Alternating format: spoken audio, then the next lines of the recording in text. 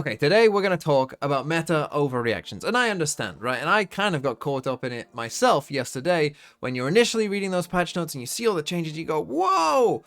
Oh my god, look at all the neon changes, you know, everything's going to be so different. There's a Raze nerf, oh, everything's so cool, oh, bah! But the truth of the matter is, after a bit of time and thought, I don't think that the meta will be changing that much, at least not in high-level pro play. Let me explain why. Let's start off with actually the non-Neon and Raze changes.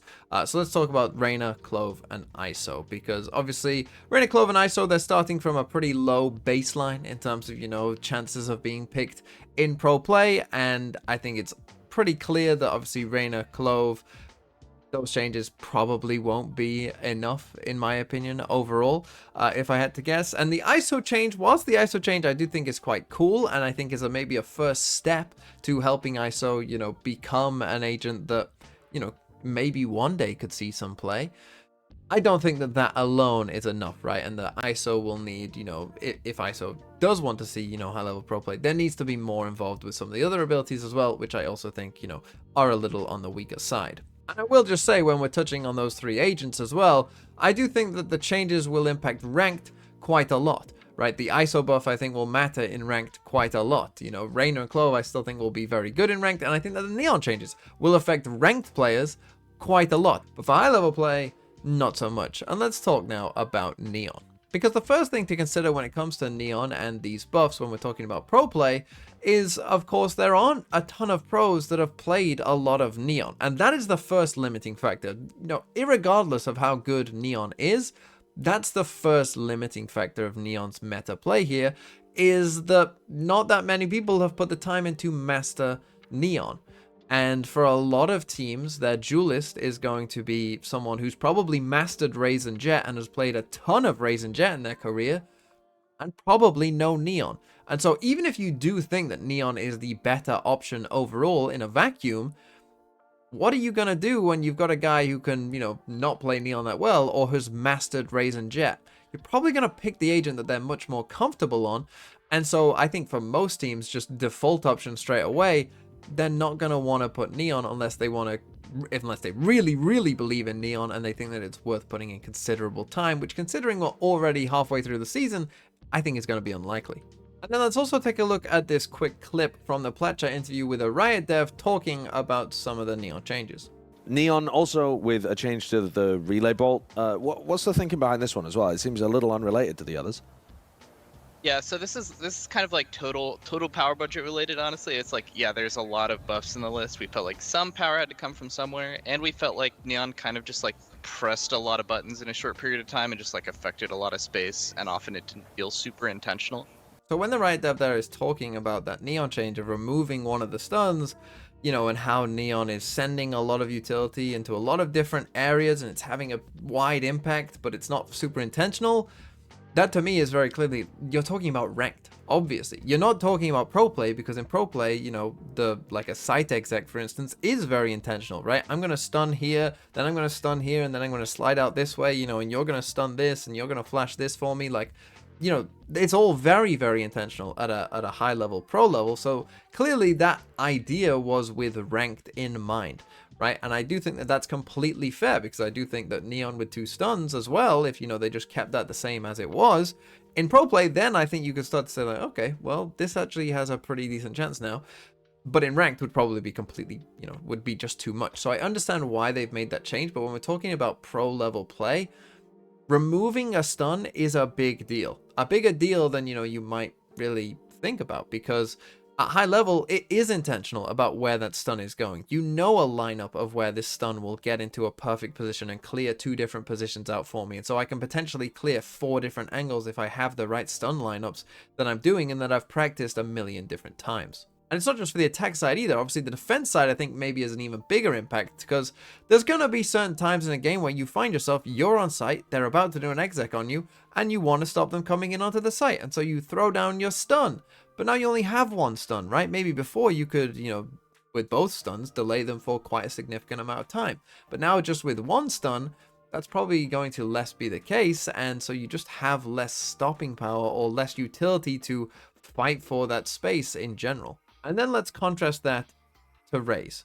Because here's the thing, a lot of people, you know, have seen the Raze, you know, how much it does affect the movement, and, you know, they said it's around 20%, you know, of the horizontal movement has been stopped somewhat. The truth of the matter is, though, if you think about most Raze maps and where you are entering in onto site, you know, in most situations as a Raze, you're still going to be fine.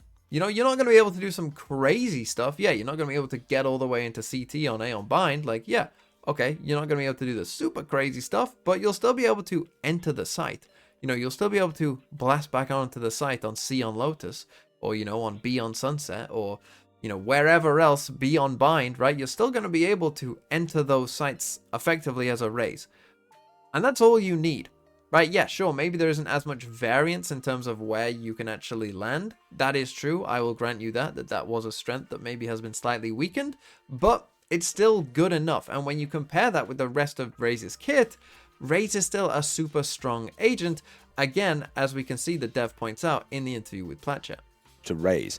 First of all, why did you think that there needed to be that change? And why have you gone for this one? Yeah, so with Raze, we'd kind of been struggling a little bit with her identity for a long time in terms of, like, you know, she was around since the beginning of the game, and she was developed as like, oh, this explosives agent that clears spaces. You know, internal conversations around the game's launch were like, oh my god, is Raze like almost an initiator? She has so much flushing utility. And then, you know, emergent player behavior, you know, everyone learns how crazy these satchels are, and we have to kind of make these calls on like, hey, how much of the mobility is acceptable? Is it okay that she's flying through the air and also having all this flushing utility? I can answer that last one for the dev. Is it okay to have all this movement and all this flushing utility? The answer is no, because that is the point, right? Raze, when you look at Raze's kit versus the other duelists, helps the team a lot, right? A lot more than other duelist kit do. You know, the dev kind of said there, Raze is kind of almost like an initiator, right? And initiators to be really good in this game. You know, there kind of is this pseudo initiator abilities of Raze, but then on top of that, you add in the movement as well. And yeah, the movement has been nerfed, but the movement with an initiator is still really good. And obviously, I've seen some people comment about how on Sunset, Neon will see a bit more play, and that one I do think is somewhat reasonable, because on Sunset, we've seen Team Heretics, who are a very good Sunset team, have success with Miniboo. I still do think that the obstacles of Raze will still be very good on the map, and as I said, most people will, you know, just feel more confident and comfortable on that agent in general anyway, so you know, I do think that that is still a barrier to entry for Neon in general, but if you do have a good Neon player, yeah, I do think that that is a map where maybe you could see some more experimentation. Another map I've seen that as well said is Lotus, but this one I don't really agree with whatsoever. And I have a game here that kind of a team playing Neon that then stopped playing Neon because they didn't really like the Neon because it got kind of figured out, which is this game here. It's Team Heretics versus Karmine Corps here on Lotus.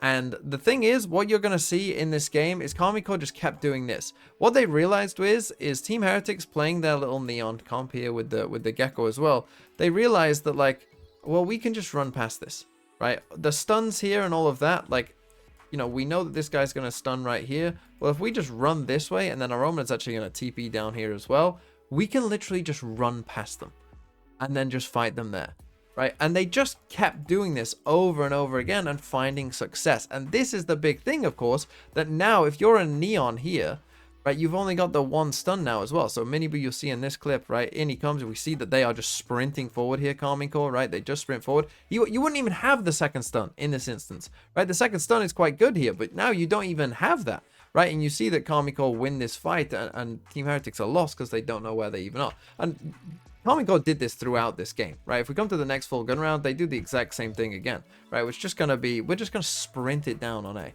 right? We're literally sprinting at you. This time they do get hit by Uto, but they still end up winning this fight. And after this game, Team Heretics changed their comp to a Raze comp, and they were like, well, we can't play Neon on this map anymore. Unlucky. And that's gonna be a big problem for Neon on certain maps like this, where you've only got that one stun to fight with now. So it's like, you're just a bit limited in terms of what you can do in those kind of situations, you know, in high level play. Again, in ranked, it's fine. Don't worry about it. You're fine, right? Like, Neon is a lot better in ranked in my opinion, but when talking about the top level, I'm not so sure. The thing is as well, we know that Riot tend to be pretty conservative when it comes to their changes, right? We've seen this multiple times, you know, with Chamber, with Sky as well, of course, throughout last year, that they tend to make these little tweaks to agents, you know, oh, let's make a little tweak. And, you know, has that solved it? No. Okay, let's make a further little tweak down the line, right? We saw that last year with Sky a lot.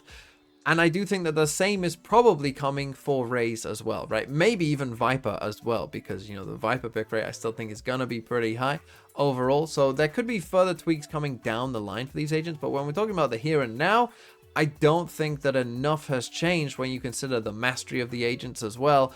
You know, I just don't think enough has changed to really change the meta that much.